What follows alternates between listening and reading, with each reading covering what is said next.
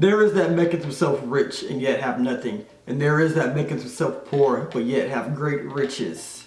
Why are some rich people unhappy and commit suicide? Some poor people are unhappy with their lives as well, but some poor people are happy. You know what I think? I think that if you have gotten everything in your life that you have desired, what else do you have to look forward to? I think the person that has desires in their heart has something to hope for. The person that has nothing can have an expectation of something better. The person who has it all has an expectation of something worse. I think the riches are in the hope, and the poverty is in the lack of desire. For hope deferred maketh the heart sick, but when desire comes, it is a tree of life. You have to know how desire works.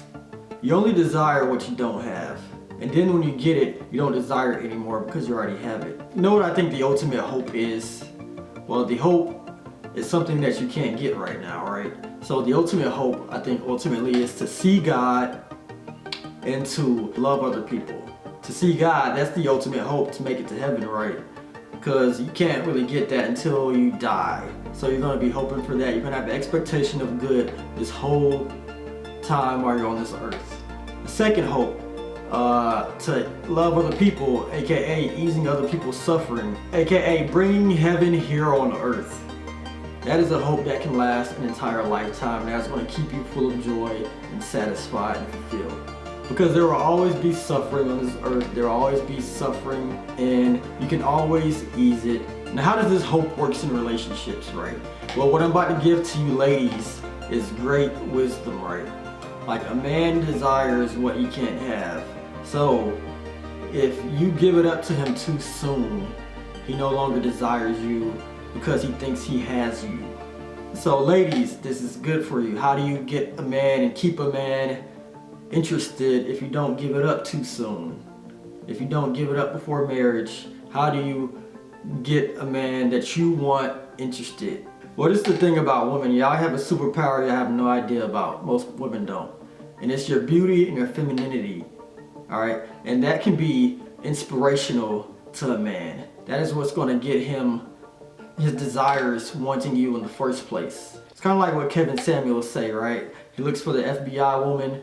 You gotta be feminine, beautiful, and inspirational. Well, your femininity and your beauty will inspire the man that you want. How else do you bring out the desires in a man that you're not sleeping with? Well, beauty, femininity.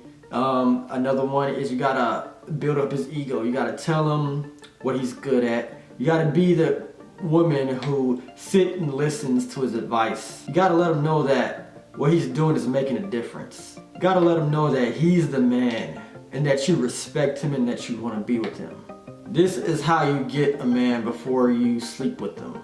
And ladies, do not give it up. Do not give up your body to a man who's not willing to commit to you. If he's not willing to put a ring on it, then that means he's only in it just for your body. He doesn't really want to get to know you. I mean, this is the deal, right? As a man, your sex drive is on high. And guys will tell you anything just to get into your pants. The one way, women, that you can have power over the manipulators of the world is that if you have self-control and you don't give it up to the first smooth talker that comes your way. It says you can generate desire in a man by not sleeping with him, alright? By showing your femininity, your beauty, boosting up his ego, letting him, congratulating him, praising him. You can do all of that, alright? But just don't give it up.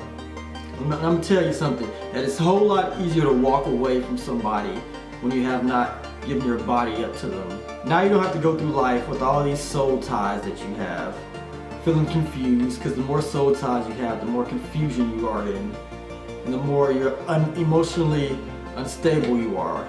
If this is making any sense to you, go ahead, hit that like button, subscribe to this channel, alright? I'm out.